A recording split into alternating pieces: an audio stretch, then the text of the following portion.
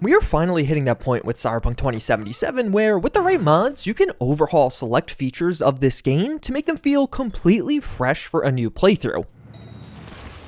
In this video, I want to show you some mod combinations that can genuinely change up your game, overhauling fundamental features like netrunning to just function in a completely different and I think far more engaging and fun way. Do you want your Cyberpunk 2077 to feel a lot more like a spy movie? Well then you'd need these mods, but we also did just get a mod that brings a massive overhaul to enemy AI in Night City, making Cyberpunk 2077 a far more engaging and thought-provoking gameplay experience. But before we do that, I want to overhaul your room. Do you want to wake up feeling like you're in an actual galaxy? Well, now you can. That thanks to today's video sponsor, Galaxy Lamps. The Galaxy projector can single-handedly transform the atmosphere of an entire room. This includes full RGB support, so you can have any color you'd like, as well as brightness and intensity settings, which I'm a huge fan of. You can create this nice relaxing atmosphere or truly light up a room to wake up feeling like you're actually in outer space. All of this is easily controlled via the app, and you can even set up on-off timers for more convenience. But this is a smart device in more ways than one. The Galaxy projector also supports Amazon Alexa or Google Assistant, so you can solely rely on voice commands, and features a really handy 3-stand system, so you can control exactly how light is directed. And it's even quite energy efficient, so no spikes on that electric bill. The Galaxy projector is your one-stop shop to transform your room and even makes a perfect gift for anyone else. So head over to galaxylamps.co and use code JuiceHead for 15% off right now. Netrunning is easily one of the most fun ways to experience Cyberpunk 2077, but it's basically all of us have ran into once you hit the mid to late game. Once you have your build halfway situated, netrunning just becomes incredibly easy. Even while playing on the hardest difficulty, you can roll up to enemy bases and have them cleared out without much of a challenge at all. Half the time, the enemies barely even get a shot off at you, so let's fix that.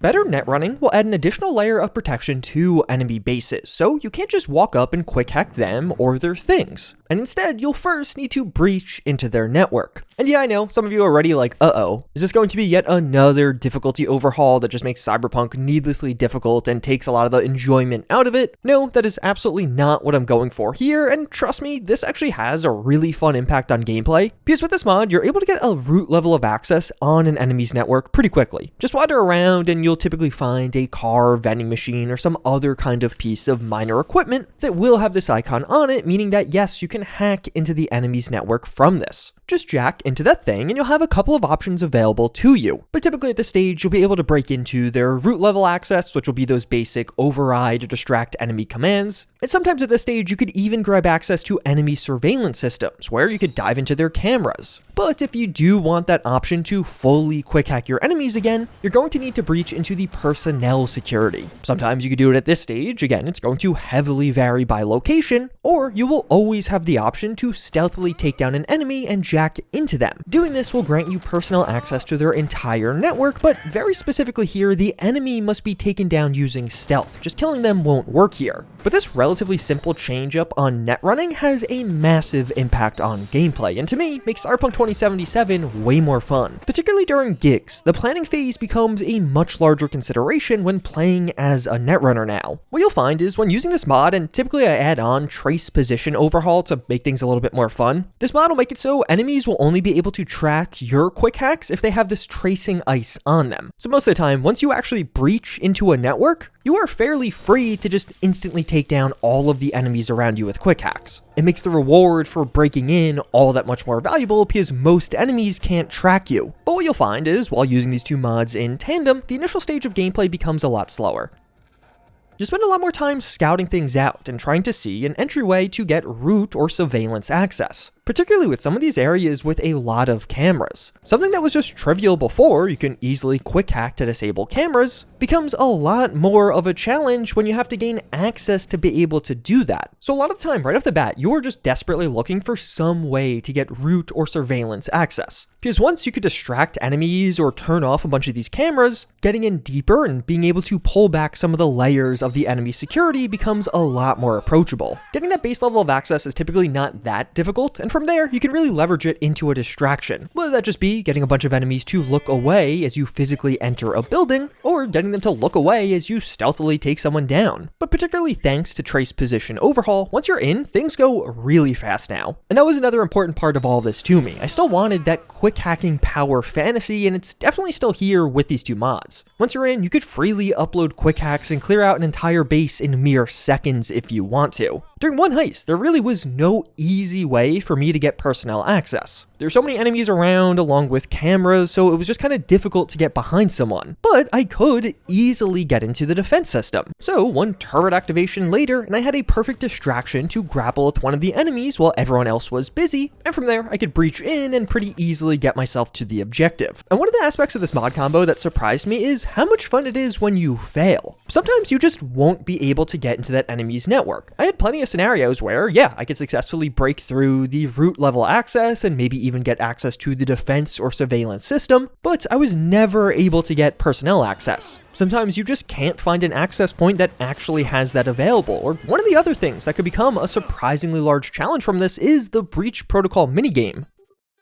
With this version of the minigame trying to breach for access, you're normally trying to hit multiple of these at once, so this timer becomes a far larger consideration. I was failing some of these breach protocols for the first time in my Cyberpunk experience ever, and considering the only way to breach into an enemy is to stealthily take them down, you can't really do that once combat breaks out. Yeah, there were some scenarios where I was breaking into a base, got a level or two in, and then just couldn't gain full access and was never able to quick hack enemies. This will force you to use some of your weapons or even secondary abilities that you were building into, and it's incredibly fun. It's almost like a certain desperation where you're just looking at the rest of your kit and you're like, okay, I'm always quick hacking people, what can I do now instead? You'll use things like grenades, firearms, and even just running away from combat encounters, which I have never done in Cyberpunk 2077 before. I think one of the big reasons this mod combination is so enjoyable, particularly for those of us who spend tons of time playing this game with netrunning, is sometimes these mods will force you to use your brain in different ways. You can't just rely and fall back on the comfort of netrunning in several different scenarios. So it basically gives you access to parts of Cyberpunk 2077 you weren't really playing with before. Some of the most fun I had while making this video wasn't actually while quick hacking, but it was instead while trying to fight my way out of a situation on a character that was perfectly built for quick hacking. And I would say overall, that is what makes this mod combo so fun. It almost makes you feel like a more proper spy. You have to use stealth, infiltration, and then you get to use your quick hacking abilities to properly get into networks, and overall it just makes the combat encounters a lot more engaging. Quick hacking is pretty easy in vanilla Cyberpunk, and with this mod, the ceiling of it is still there, but there are quite a few more tasks for you to do to unlock that ceiling. And Cyberpunk 2077 just got one of its best enemy AI overhauls ever, which makes a great add-on for these mods.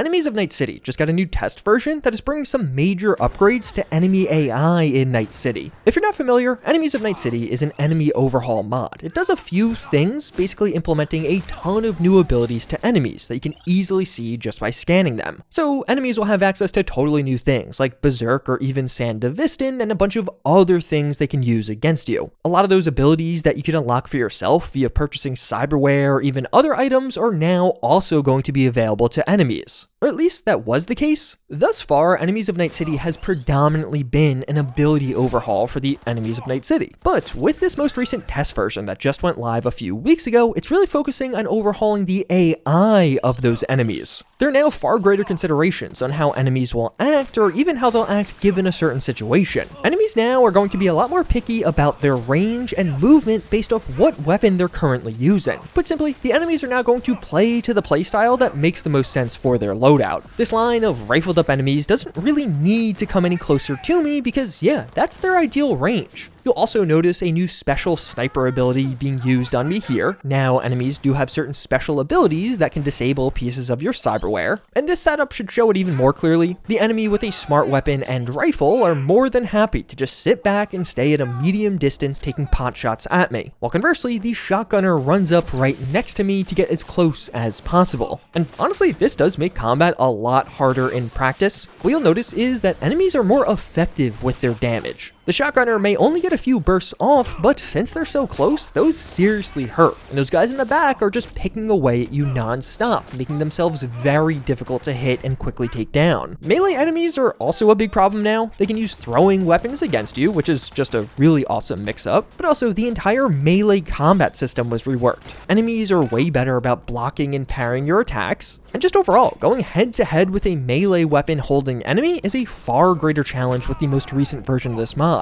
There'll be a lot more damage mitigation from other enemies, and if you're not careful, there'll be someone with a shotgun standing right next to you, finishing you off as you're trying to break through this guy's block. And some of this will even be more intelligent reactions to your own cyberware usage. Now, if you activate Berserk around some of these enemies, they're going to avoid getting close to you. Which, yeah, that just makes sense. Berserk gives you major damage mitigation as well as melee bonuses. So now instead, you'll notice enemies backing away from you or potentially even spamming grenades at you to try and end your current Berserk. This test update for enemies of Night City is honestly a really big deal. The mod was already awesome and one of the best overhauls for Night City, but now the enemies just feel a lot smarter. After playing with this one for a bit, it definitely makes the game more difficult, but in an organic way. It's like the enemies are just more effective at using their items and kits now. I think it meshes super well with this list overall, because in those moments where you can't get the golden breach path and do have to go up against some of the enemies, the combat will be a lot more difficult with this mod installed. It makes failing the stealth part a lot more punishing. But two further mods that I think could make really nice additions here are limited HUD and limited fast travel. Limited HUD is a pretty simple one. Now your HUD in Cyberpunk 2077 will be partially gone, but it's not to make things harder and instead just to make things more immersive. When just walking around, your HUD will almost entirely be disabled, but certain circumstances will bring certain HUD elements back. Simply zoom in and you get almost everything back, sort of like a quick status update on what is going on or nearby. Getting into a vehicle will bring back both your speed as well as the map, and while taking out a weapon, this will draw more of your health as well as your overall status will become available to you. But then on top of that, we also have limited fast travel. This mod will selectively remove certain fast travel spots, forcing you to drive or use alternative forms of transport around Night City a bit more often. To me, Night City is one of those settings where it really benefits from a limited fast travel mod. I don't want to remove fast travel from the game completely, and thankfully this mod is fully configurable, so you're able to have this nice hybrid. For me, I have all of the metro stations as well as apartment fast travel points turned on, but then I will more or less drive everywhere else, optionally putting a few extra fast travel points into the Badlands or other far out areas.